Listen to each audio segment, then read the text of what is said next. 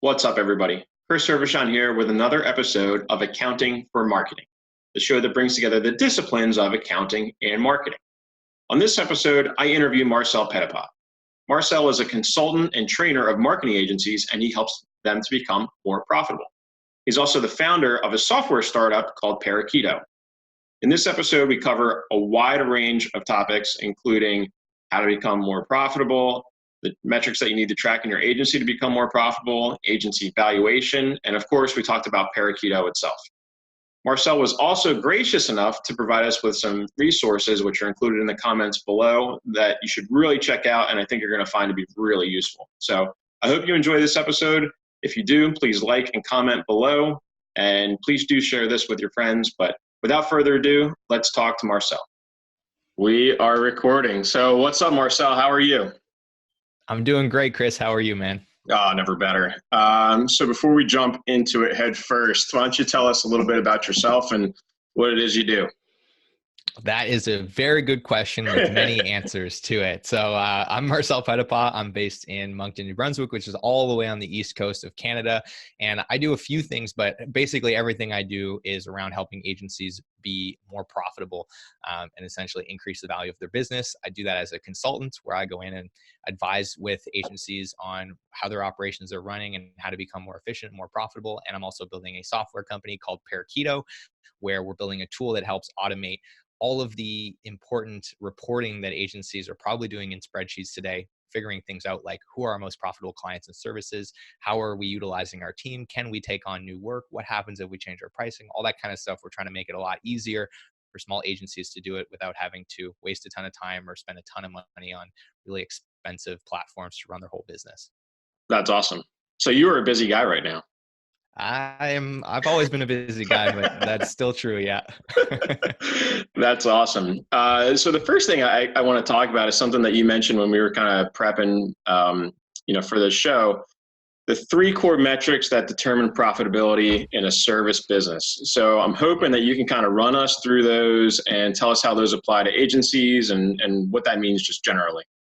Totally. Yeah. So, I mean, I think this is one of the fundamental things that a lot of agency owners maybe haven't taken the time to think about, mostly because a lot of agency owners are just really skilled creatives, and a lot of them accidentally end up running, a big agency. And then it's about, okay, well, let's talk about the fundamentals of that business model. So if you run an agency, you run a service business. And what that means is you have to invest human hours in order to get an outcome to your client. And so naturally, there are constraints that arise around basically doing the exchange of human hours. And it doesn't matter if you sell websites, marketing funnels, plumbing, or landscaping, the economic levers are all the same. This is so and true. Essentially what those economic levers are is, number one, how much capacity do you have? Because a human being can only work so many hours in a week, in a month, and in a year. And for most people, that capacity, if you're paying them for a full-time job, is somewhere around 2,080 hours a year. I think this year it's 2,096 though, because there's a weird thing with days and calendars, but I digress. It's usually around 2,008 hours. So it's important to understand, who do you have on your team? What kind of things can they do? And how many hours per week, per month, per quarter can you expect them to be working? Can you expect them to be working on client work that you get paid for? So that's an important thing. Then the second thing is your average billable rate. So for every hour that your team spends working for clients, how much revenue does your business make? And it doesn't matter if you charge by the hour, if you charge fixed price, if you do value-based billing, if you do retainers that recur monthly. It doesn't matter how you price. That number is important, because if it takes you 1,000 hours to do something, or if it takes you half that time, that's going to impact the amount of money that you made per hour, depending on how much you got paid. And of course, if we know that there's a constraint around how much time you have, then naturally we want to increase the amount of revenue that you make for every hour your team works. And theoretically, that's going to increase the amount of money that you make as a business. And of course, the final one is utilization. So how much of that available time are you actually using for stuff that you get paid for?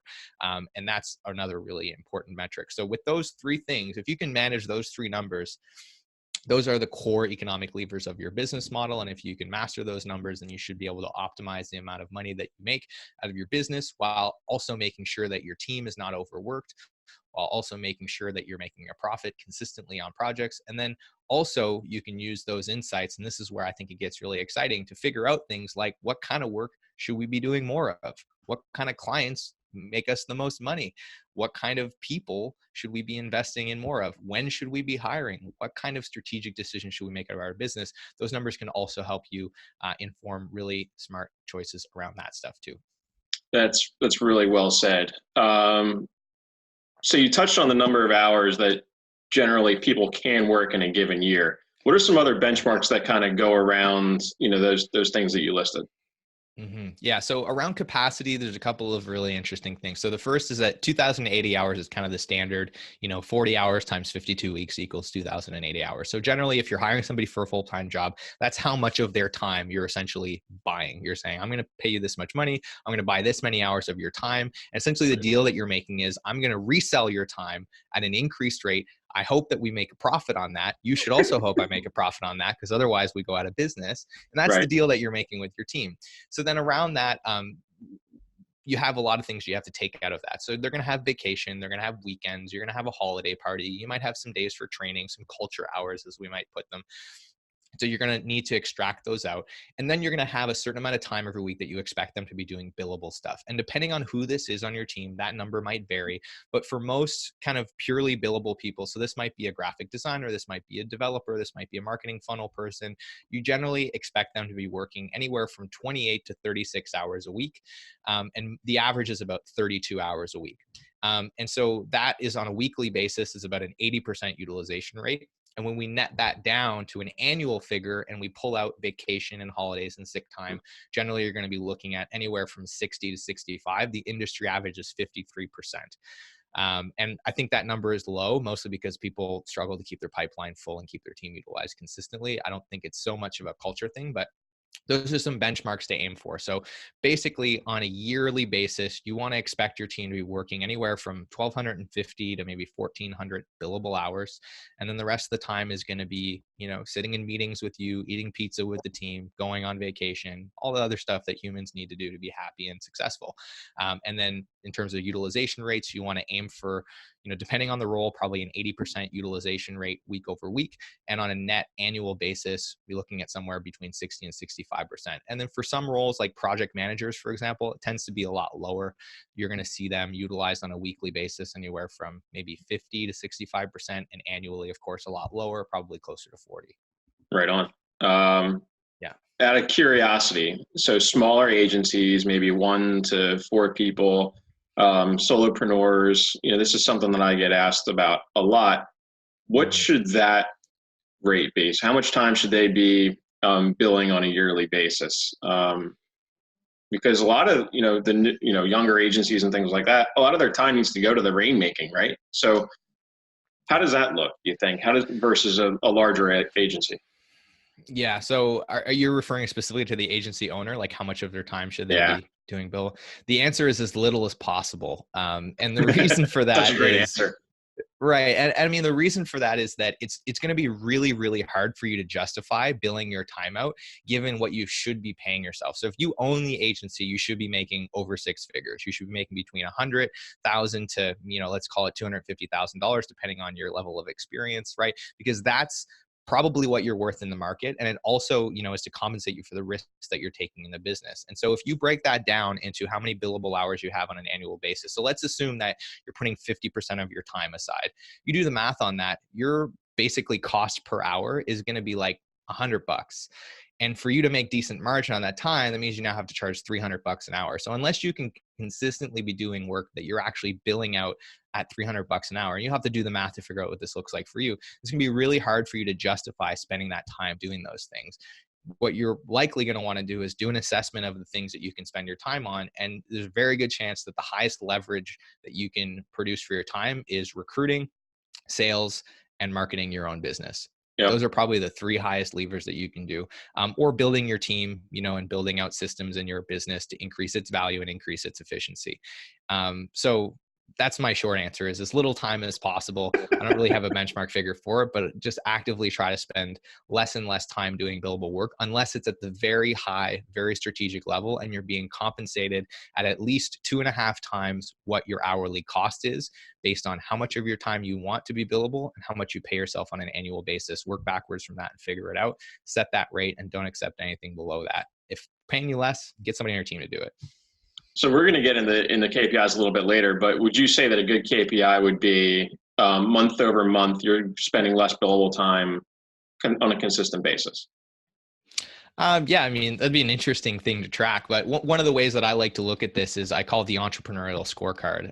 And this is something that I learned from one of my mentors, Dan, and I don't know where he learned it from, but it's basically the idea that you're taking a log of what you spend your time on as a business owner, and you're assigning a value to that, the activities that you're doing. Because there's $10 an hour tasks, which is like answering emails and scheduling appointments. Yep. There's $25 an hour tasks, which might be doing some outreach for sales.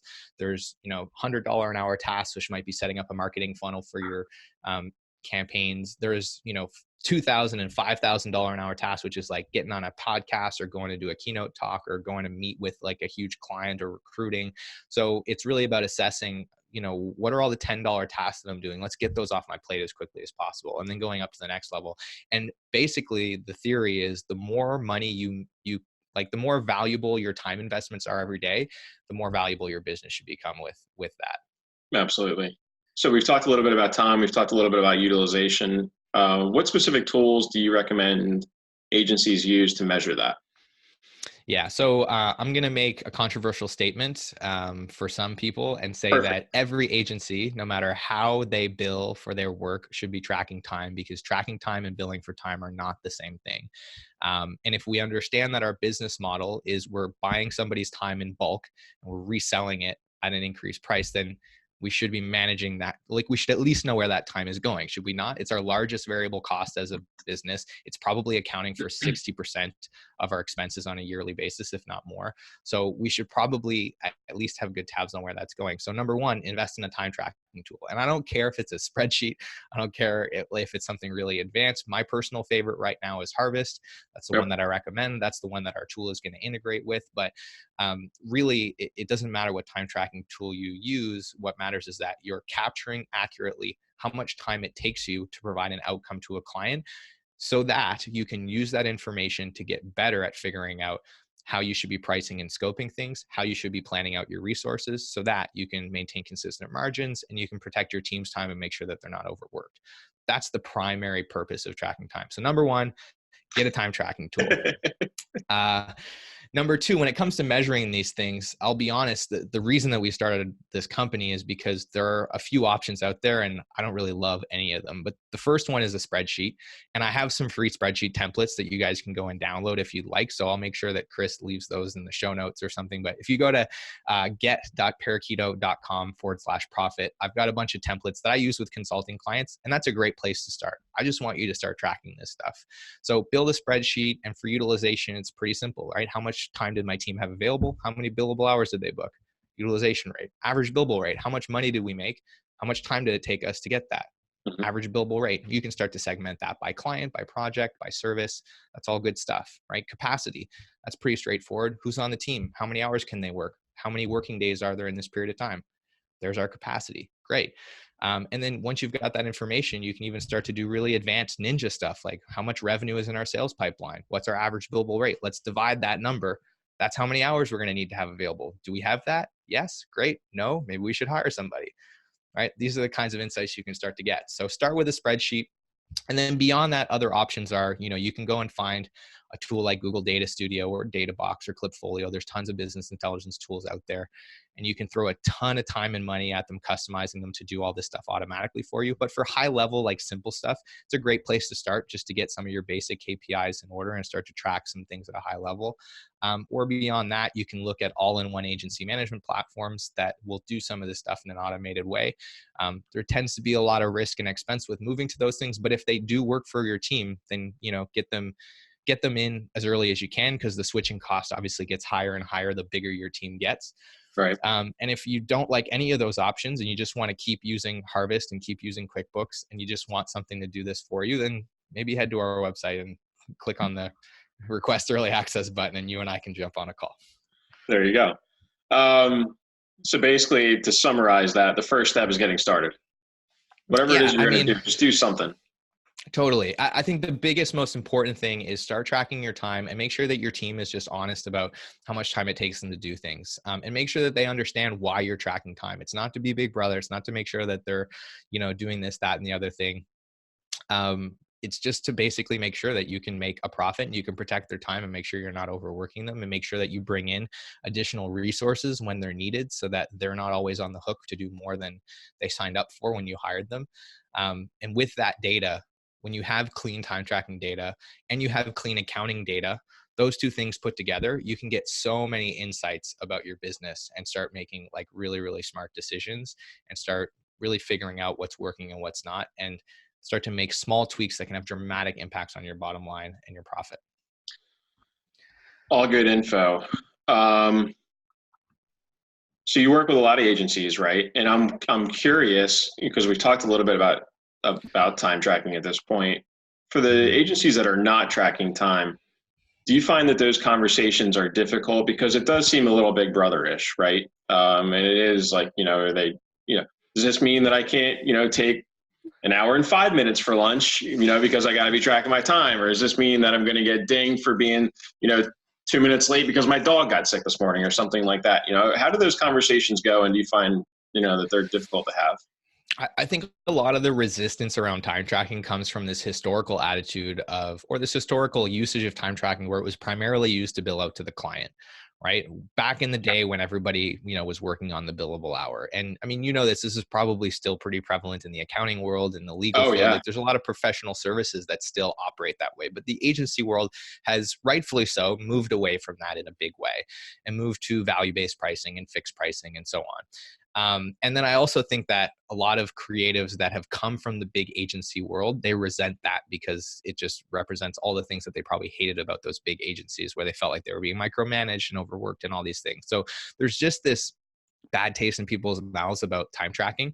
And of course, to your point, employees often feel like this is being installed to make sure that they're working hard enough. But there's a couple of things that I think are important when having this conversation with your team. The first is helping them understand what the business model is and helping them understand that in order for us to be successful as a business, we need to know this stuff.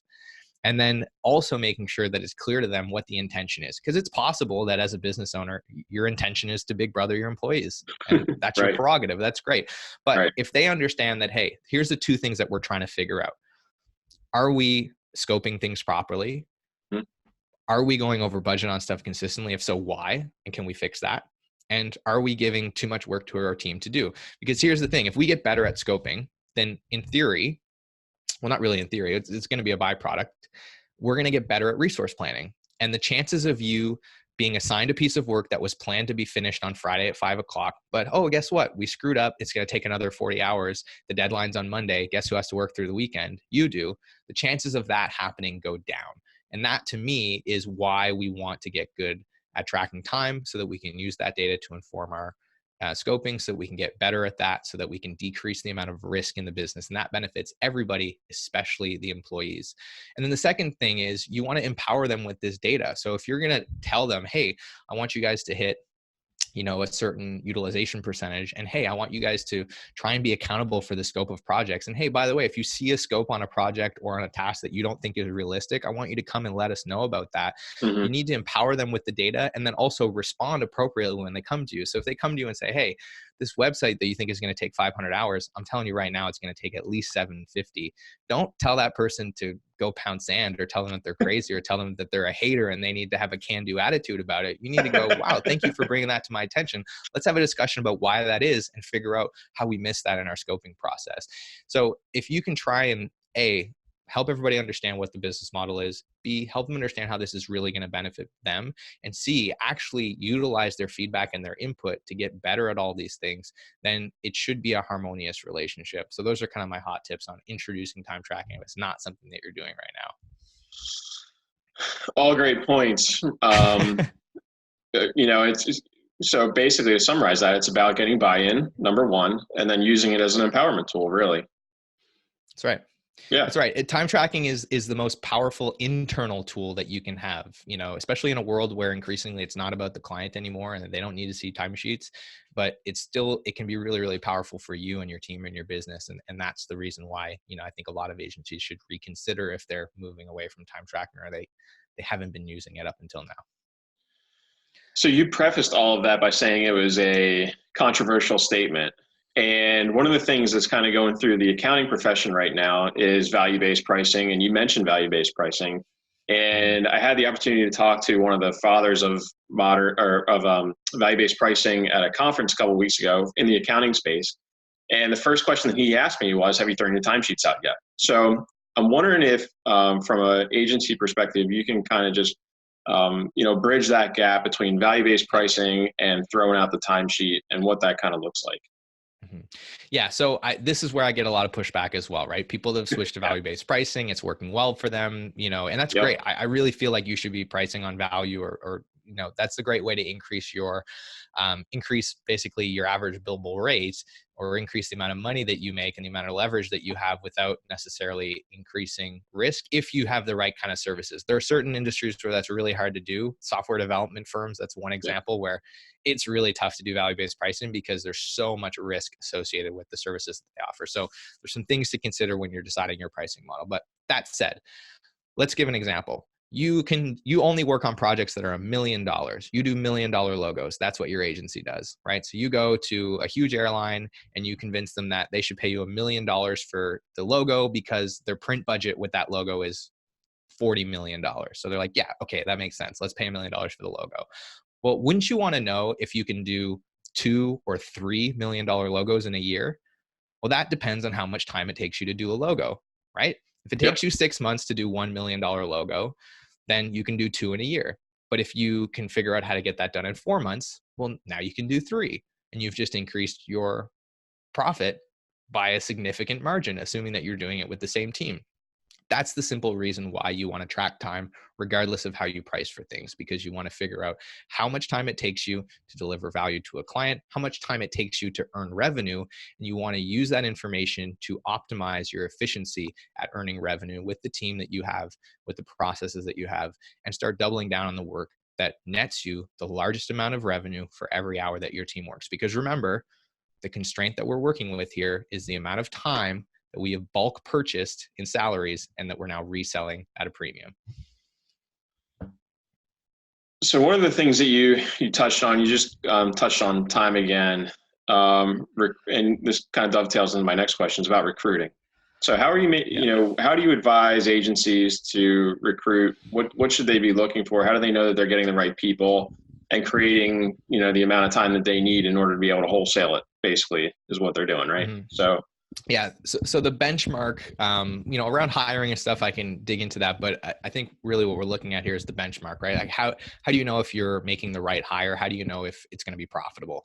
And basically what you want to try and figure out is, can you make 2.5 times or more what you're paying that person in terms of revenue on the billables that they're going to have? So at a normal utilization rate, let's call it 65%, the amount of revenue that that person can earn, is it 2.5 times or more what that person is getting paid? That's kind of the foundational benchmark. I like to aim for 3. For some roles, like an intern, for example, that's getting paid really, really poorly, but maybe you can build them out at a higher rate, or you have value-based pricing, and so you're inflating your average billable rate. That might be 4x, 5x, 6x for certain roles, but right. The minimum is 2.5 times. And the reason we want that is because it allows us to have a good gross margin, which then we can roll things into that, like our overhead and our marketing spend and our rent and so on, and still end up at a net margin that's healthy, which I would aim for 20 to 25% net margins or EBITDA at the end of the year as an agency. That's a highly profitable agency. The industry average is closer to 10.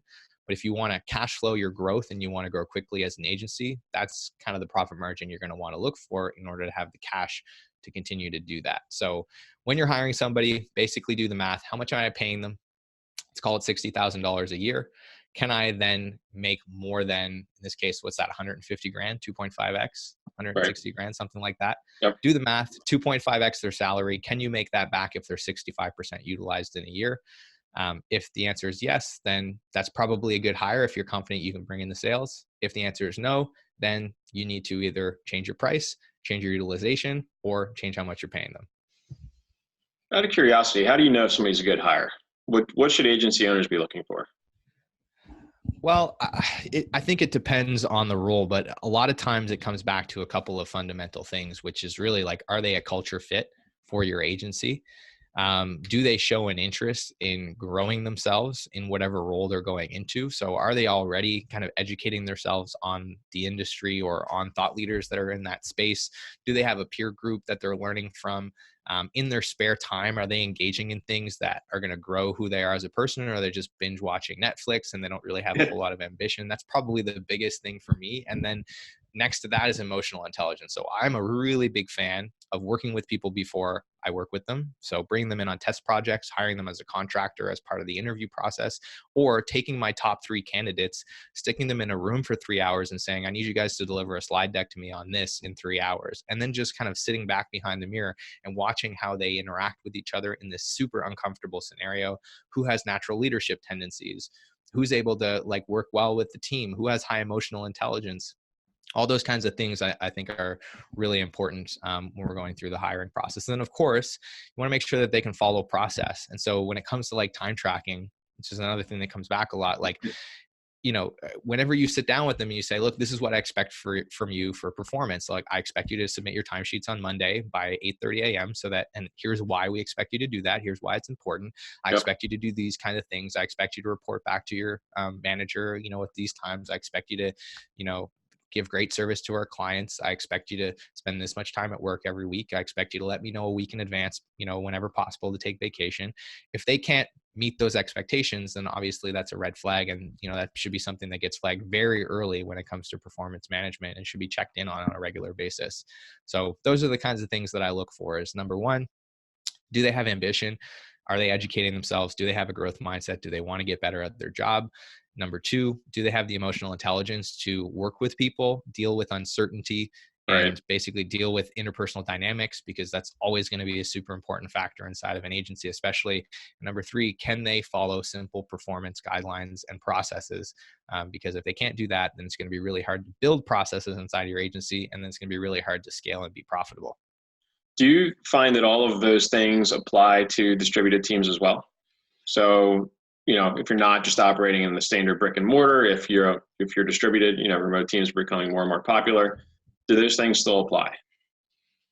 Absolutely. And in fact, I think that a couple of those things, especially around emotional intelligence and communication, become even more important because, Or working with the distributed team myself, I've noticed that in order to be good as a distributed team, we have to be really good at running meetings because we can't leave loose ends at the end of the meeting. Because I can't just like wheel my chair down to John's office and say, oh, by the way, I forgot to mention. And I can do that through Slack to some extent, but it's just not right, efficient, right? So we have to be really deliberate about the way that we communicate. And then also we have to be really good at being emotionally intelligent, not misinterpreting things that are sent via email or via Slack message, not misinterpreting things that are said over video call, because we don't have all of the socio dynamics at play when we're doing this kind of asynchronous communication. Like we don't have all of the regular signals that might help us interpret how somebody's feeling or how something's coming across. And so if right. we're the kind of person who gets really emotional and jumps to conclusions, well, that can easily create a lot of problems. So I would say that these things are, and around process as well, like these things become increasingly important as you run a remote team from my experience. And so I would say there's a different set of skills, of course, for somebody that is working remote. A lot of time that comes back to how they manage their time and things like that. But I would say that emotional intelligence and process orientation are even more important in that kind of a setting. That's awesome. All good tips. One thing that you mentioned a couple minutes ago was marketing spend when we were talking about value-based pricing and Mhm. talking about how much revenue you should expect from an employee, because marketing spend obviously is one of the things that gets you down to your net profit. One Yeah. of the things that I hear from almost every agency that I work with is I'm really good at marketing everybody else. I'm not good at marketing my own agency. So I'm kind of curious, like, what are your tips of, to marketers marketing themselves? And what do you think is a good benchmark as far as marketing spend for Yeah. agencies to market themselves? Yeah, I'll start with the financial benchmarks first. My experience is, and I'll just kind of broaden that out a little bit as well. My experience is that typically your direct billable employees are going to end up somewhere between 40 and 65%. They should not exceed 65% of your adjusted gross income. Yep. So that's your income minus all your pass-through expenses, your cost of goods sold. And then after that, you're going to be looking at overhead, which is going to be about 25%. And within that, you're probably looking at around 10% for admin, somewhere in the realm of, 6 to 10% for marketing. And then probably about 4 to 6% of that is your facilities, or, like your actual rent and so on. Mhm. And then if you have a ton of profit and you want to reinvest that back into the business, then you can increase that marketing spend. But just know that, like, before you do that, the regular number, if you're just optimizing for profitability, is probably somewhere around the 6 to 10% for marketing spend. Now, beyond that, how do you actually get good at marketing yourself? Well, there's a couple of different strategies here, but the first is acknowledging that you have hopefully a team of extremely skilled people that could market your business for you. And Right. chances are, you haven't given them really clear direction on how they can do that. And you haven't necessarily made that clear, like when they should be doing that. So obviously throughout the year, there tends to be dips, like ebbs and flows in client work. There's super busy times, and there's times when things kind of die off a little bit. Sometimes there's going to be transitions between clients, and you're going to have team members that might have a couple of days, a couple of weeks where they don't have as much client work to do. And so having a project manager and having a clear plan, and really treating yourself like a client, assuming that you have a good process that you take your clients through. If you don't have a good process you take your clients through, it's not going to work. Don't bother. If you have a good process for what you take your clients through, apply that process to yourself, create a project for your internal stuff. And when your team has downtime, give them that to go towards, give them that as something that they can work on and contribute to. And then the second thing that I'll say is, I've seen a lot of agencies hire outside agencies to work on their business. And maybe you have a weird feeling in your stomach about that, but as well as I do, sometimes it's hard to read the label from inside the bottle. And sometimes having that outside perspective can be really helpful. And it doesn't have to be a competitor. It can be a peer or a friend, right? That maybe does something that you're not necessarily your core competency is. So maybe you're doing Facebook ads and you have a friend that's really great at branding and communications, right? Maybe you work with them. You bring them in as a consultant. They give you some help. They give you something that your team can implement when they have some spare capacity. So those are some of the ways that I would look at that. And I would say that what's most important out of all of this is the consistency, right? You and I both know that the biggest key to marketing and sales is consistent application of process. You don't have to be world class, you just have to be consistent. But a lot of agencies are not managing their time and their people well enough to be consistent, even if they do have a great strategy for how they're going to market themselves, because, this client fire and that client fire and this thing goes on. And now everyone that's supposed to be working on that gets pulled away.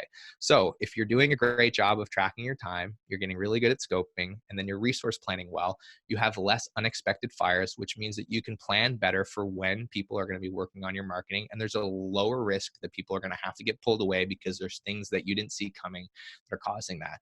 So I think the operational excellence, it helps you with your profitability, but it also helps you actually protect the time for these kinds of things that are important as well. So I'll also, just drop, it always comes back to process for me. So I'll just leave it at that. Okay. It's interesting that you left it with process. So John Garutti, who you and I both know, and I'm pivoting here, so I apologize, but that's you and I had him on the show a couple of weeks ago, and we talked a lot about valuation. So one of the things I want to ask you about is, what are your top tips to increase the valuation of an agency? Yeah. So John offers some really good insights on my show as well about this. But I actually do a little case study about this in one of the keynote presentations that I do when I go on stage and in some of the trainings that I do. And it's really about how, if you understand what your utilization and average billable rate are, and you understand how to move those, which I'll talk about in a little bit, that can have a dramatic impact on your valuation. So of course, there's all of the kind of structural things about the business that you need to make sure you have. And it's all about decreasing risk, right? So that's about, what does your client portfolio look like? Do you have any major clients that make up a scary amount of your revenue that if they left, you'd be screwed? Obviously, you want to decrease that risk. How much of your revenue is recurring? So people are paying you on a monthly basis and that money is coming in, or they're signed to long-term contracts, versus how much of your project are very short-term contracts? How predictable is your pipeline? How many different marketing channels do you have? How much predictability do you have around those channels? And then, of course, around delivery. How well set up are you as a business to consistently deliver results to clients? And how much process do you have in place so that if somebody leaves, they're not a linchpin and the whole thing doesn't fall apart? You can bring somebody on. You have a process for training them. You have a process for recruiting them. You have a process for them to follow to get the result done. So all the operations inside the business, right? So that kind of goes without saying when you're selling a business. If you don't have all of that, it's going to dramatically affect your valuation. But let's assume that you've done all of that. So now, how do you increase your valuation further? Well, generally, when you sell a business, especially a service business, we're looking at an EBITDA multiple. So we're looking at your profit and we're giving you a multiple of that profit.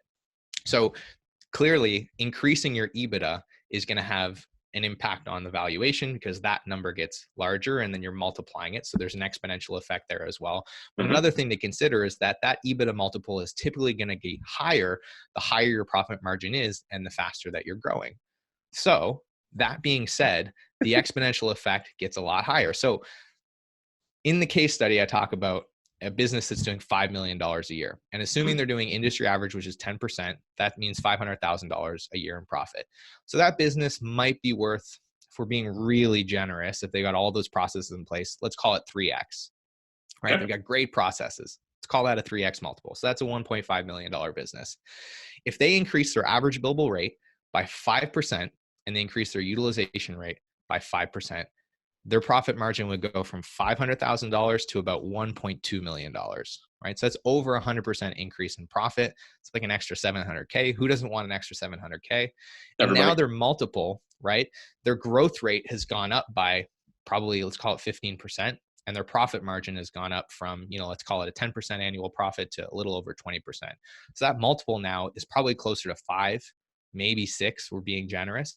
And that business is now worth, we'll do the math on that, $6, $7, $8 million. Yeah.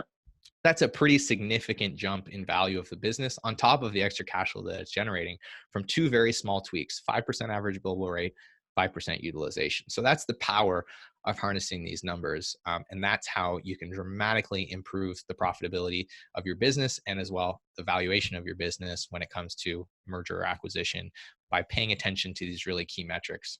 Right. 2 small changes in metrics get you basically 4 to 5x in valuation of your business, which, I mean, that's a life changer, right? For somebody who's trying to exit their business. Yeah.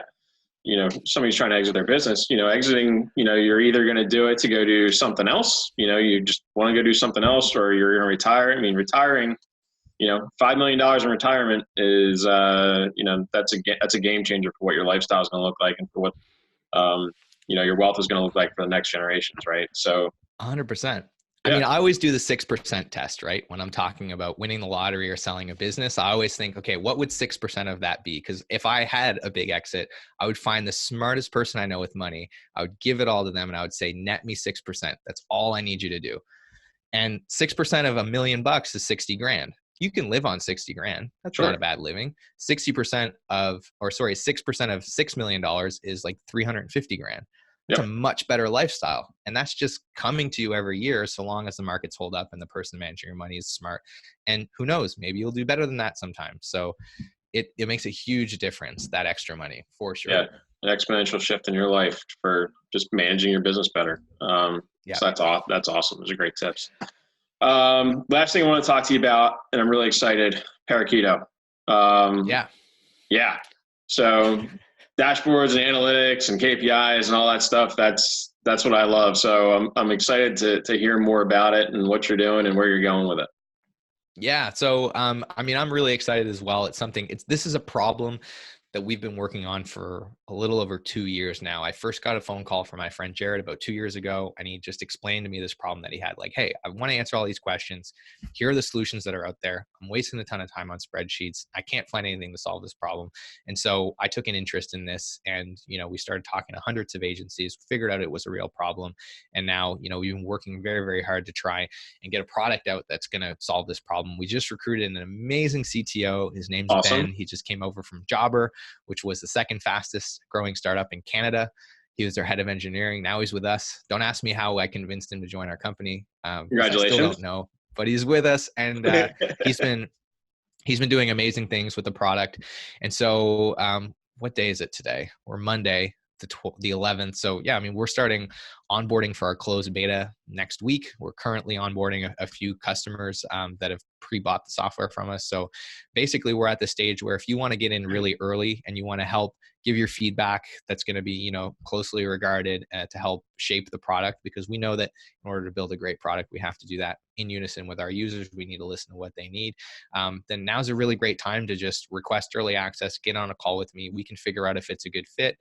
And if not, when it might be a good fit, and really just kind trying to figure out how to get you on the product and get you to start using it. But that's where we're at. We're just starting to onboard people onto this first version of the product. We're already getting some good feedback from the folks that we're onboarding right now. And I'm just really excited to see how this can help a lot of agencies manage this stuff, because it's really hard to manage this stuff without a tool like that. It can be really painstaking. And without somebody like yourself or somebody like myself that really understands this, sometimes it can just be really confusing to even know what you're looking at. So we're trying to make all of that easier, because at the end of the day, the big guys have this information, but the little guys don't. And I really feel like the little guys should, because they're important too. And they're building important businesses that lift up our communities and help other local businesses thrive. And so, I think wholeheartedly, if we can make that a more sustainable thing, then it's going to benefit a lot of people. So For that's what I'm sure. fired up about. That's awesome. So this is a software platform that will take data for your agency, right? And then you'll be able to do analytics and visualizations and things like that in order to help you run the agency better, right? Yeah, I guess I should tell you what it does, right? Well, yeah. So yeah, essentially our platform is going to help you manage those three numbers that I talked about. So it's going to help you understand in real time, what's my average billable rate. It's going to allow you to go in and run reports to figure out for every single client, for every single project, even for the different services that you offer in your business, what is my average billable rate? How has it changed over, choose the period of time, this month, the last 12 months, like really helping you figure out like what's going right and what's going wrong, so that you can make an informed decision about where you need to make investments. The same thing for utilization rate across teams, across people, and the same thing about with your capacity as well. Like how much work do we have booked? How much capacity do we have for each of these people or these services? So it's going to help you manage all of that. It's going to be really easy, especially if you're using Harvest, because we'll be able to connect to that and just pull all the data that we need out of there. And even if you're not using Harvest, it's still going to be really easy to import your timesheets and put in that information. So it just really makes it a lot easier to get to those calculations. And then it makes it a lot easier to start zooming in and out of that data, which is what you kind of need to do to extract a lot of insight. And one of the things I'm super excited about is this ability to run simulations on top of that data. Because what we found in talking to people was the folks that are tracking this, the conversation that's happening around that spreadsheet is, well, what if that big client signs with us? Do we have enough people to even service them? What happens if Jimmy quits? Are we going to have enough people to service our existing clients? What if we change our pricing? What if we change something?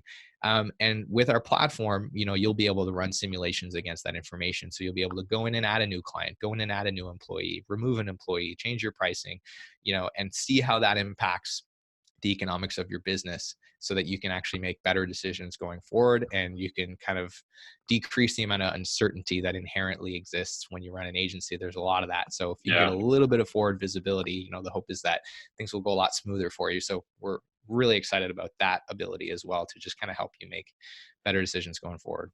Yeah, that ability to answer the what if piece is enormous. And my guess is that's going to be extremely helpful. So looking forward to seeing that. Yeah, right.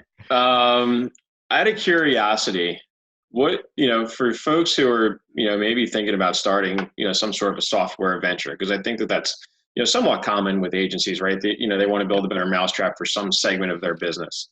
What are your tips for those folks? What should they be thinking about before they get started? Yeah. So, I've seen we've all heard about the base camps and like the success stories around this, right? And I think a lot of agencies have this competency internally, and they do a great job for clients. And so, of course, they think, well, I've got great ideas. Why not build my own stuff, right? And in theory, it's a great concept. And I think you certainly can be successful at doing it. And there's a reason that I went into SaaS as an industry. Like, the opportunity is amazing. So if you can pull it off, I highly encourage you to do it. However, I have seen a lot of agencies do a lot of damage to themselves and chew up a lot of their cash, investing in things and not executing on it the right way. So what I'm going to say is that, based on my experience, if you want to be successful at building a great product, you have to be an excellent operator, because you need to protect the time for that product. And we went through this as well, where naturally, you've got other priorities. We're doing consulting work, you've got client fires, and then you're pulling resources on and off of a product. And what I know is that to build world-class product that people are going to love, it takes consistency, it takes attention. It's no different than doing great marketing, right? You need to constantly be involved in that. If you want to develop any kind of good velocity, you have to have a team that's working on that, thinking about that problem constantly, building really tight feedback loops. So if that product becomes this thing in your agency that like the team only works on when it's not busy, or they get pulled off of every time that there's a client fire, you're going to find yourself pumping a ton of cash into this dumpster fire that you hope is going to turn into a product one day. But if you can find a way to get really good at resource planning and, really good at managing your business so you can protect time, and you set yourself up for success, or at least you give yourself a really good chance at doing something meaningful with that investment, because it is an investment. Yeah, And, for sure. the hope is that it's going to be a great investment and you're going to build a great product, and it's going to, diversify your income for your agency, and it's going to give your people something really cool to work on that they can be proud of. All those things are good, but it all starts with being a good operator. Without that, it's really, really hard to protect that thing, because it's not the one that's paying the bills at the end of the month. Your clients are. So you got to make sure you got that handled first. Such a great point. So we have covered a lot of ground. Is there anything that I missed that you want to talk about? No, that's pretty much it. But I would love to share a couple of things for the listeners that, maybe are interested in learning more about this stuff. I did a full training at Digital Marketer HQ on the profitability metrics. So if you want to go watch the full replay of that talk where I dig into all this stuff, as well as how to calculate them, you can go to parakeeto.com/agency profit. And you'll be able to watch the full replay there. Again, the toolkit that has some spreadsheets and some calculators to help you get started on tracking this stuff is at get.parakeeto.com/profit. If you want to come and check out our tool and talk to me, you can book a call on our website at parakeeto.com. And if you're looking for more content from me interviewing super smart people like Chris, who I can't wait to have on the show, you can check out the Agency Profit podcast, where we talk about all the stuff that other people aren't really talking about, like operations and profitability and how to get better at that. Yeah, and that podcast is awesome, by the way, and I'm looking forward to being on it. You do a great job. So pretty excited about that. And I appreciate you being on the show, Accounting for Marketing. I think this has been a great episode, and you've shared a lot of content, which I'm sure is going to blow a lot of minds. So really appreciate that. Thanks for having me, Chris. It was a pleasure. Absolutely. Likewise. Thanks, Marcel.